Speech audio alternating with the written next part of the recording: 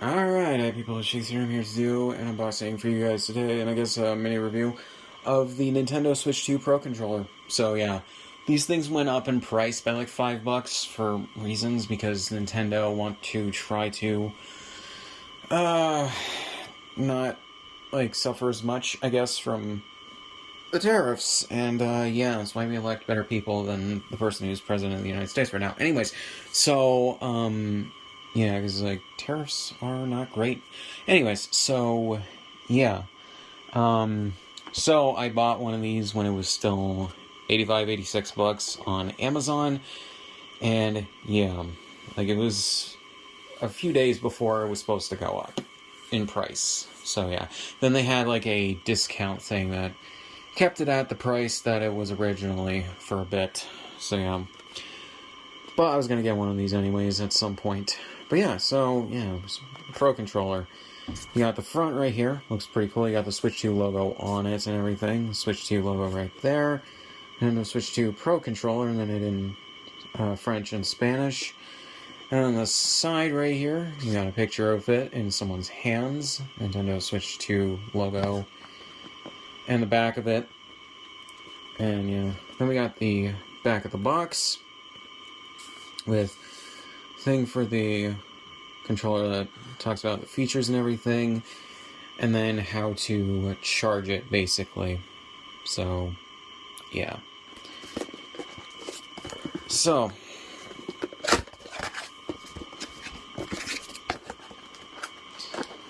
I did not originally get the Switch 1 Pro controller because I just didn't care. I didn't really have any Switch games that I needed it for, and I really wasn't playing the Switch at that point.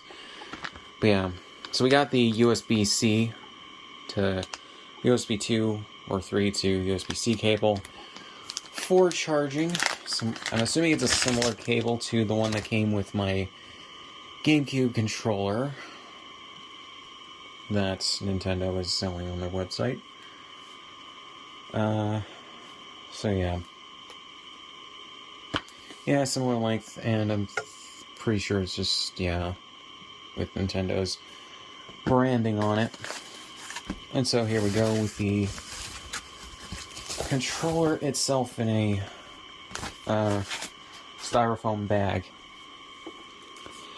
So here we go. And this honestly looks pretty good in terms of like how it is. It's obviously, I think, a refined design from the original Pro controller from what I've seen of it. And you can click these down. Button presses feel a little weird. Same thing with the D-pad, but they're fine. Otherwise, you got these two buttons, the plus and minus, that you can press. The screenshot button, the home button, and the C button to bring up chat. And then up here, you got a sync button, the USB-C port, and the lights for indicating the battery life. You got the R and L, the R and ZL buttons, or just the triggers and the bumpers. Then down here you have GR and GL, everything, and that's actually pretty good. Then down here you have a headphone jack, in case if you want to use this to listen to your game audio while you're playing.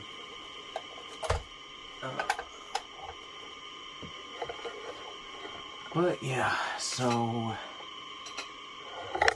let me see. So yeah, in order to use this, I'll just use this USB-C cable from my GameCube controller. We're just gonna connect it to Switch 2, as you can see right here. I don't know why I have the thing so low, so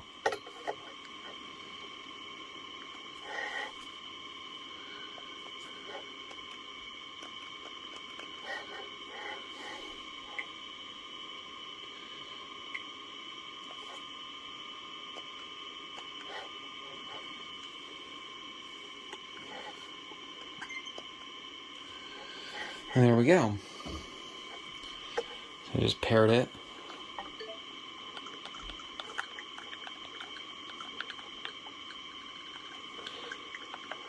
there we go.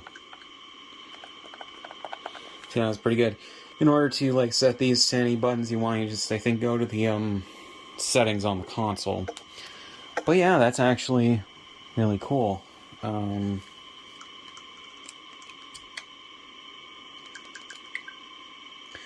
Okay, so it has a thing for using the GL and GR buttons.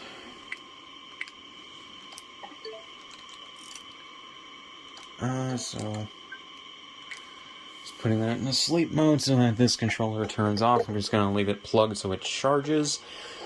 But yeah, so that's pretty good. Let's compare it to the only other Pro controller I have, which is the Elite Series 2. In terms of size, they are very similar. The Elite Series 2, I would say, is a little bit bigger. It also feels heavier because there's more in it for what it is. This just feels like a normal controller. It feels the same way just about as a DualSense. So, yeah, just to give you guys that. They have a similar button configuration and layout and everything. Also, kind of a similar color scheme. Yeah. And I did replace the black sticks and D-pad on this with the... Well, I think actually... Maybe this was great. I don't know. With blue ones, because I needed to buy new ones, because the other ones, I think this fell on the floor, and the other ones, or the sticks, just broke. So, yeah, in terms of the magnets.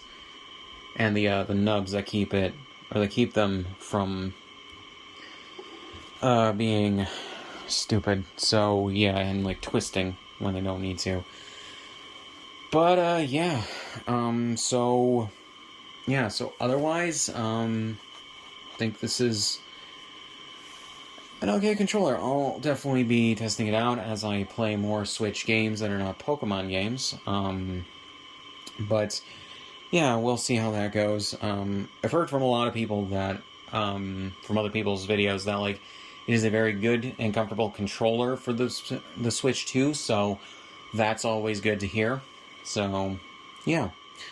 And it's just a regular controller as opposed to, and like based on, it's a controller based on like the DualSense and the Xbox controllers. So yeah, more leaning towards the Xbox side of things because the original Switch Pro controller was designed before the DualSense was, and again, this is just a refinement of that design.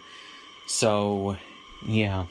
So really, I don't have much else to say about this other than, yeah, excited to play some games with it. I think it is a little overpriced for what it needs to be. Like, the Elite Series 2 is like over $100, but like, I can easily recommend it if you're looking for a good Pro controller for either your, PC or your Xbox. The, Switch 2 Pro controller, it does feel like it's overpriced. I don't understand why it is so much. So, yeah, it was $85, now it's like $90. So, yeah, and again, it's only $90 because of the tariffs, but that's still a little bit much. I think like controllers being at like $60-65 was fine, a little bit much, but at least I could understand it. But not 85 to 90. I really don't understand that. But yeah, so that's basically it. So link to the description on my shit. Subscribe if you want, and I'll see you guys in the next one.